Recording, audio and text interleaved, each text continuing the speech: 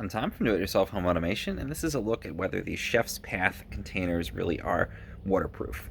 So I've got my Chef's Path container here. I've labeled it with water using the nice little chalkboard labels that come with it. You can see the O-ring seal is attached, and it's got these four different little side pieces that are clasped in. And I'm just going to go ahead and take it and hold it over my head here. And you can see that, in fact, yes, it is totally waterproof. I did not get water on me. I can move this around, I can shake it, and that seal is holding up totally fine. I can even hold it over my camera. This up, we'll go like that. I'll hold this over my my phone here, and you can see I'll shake this. Don't even need to worry about it because no water is coming out.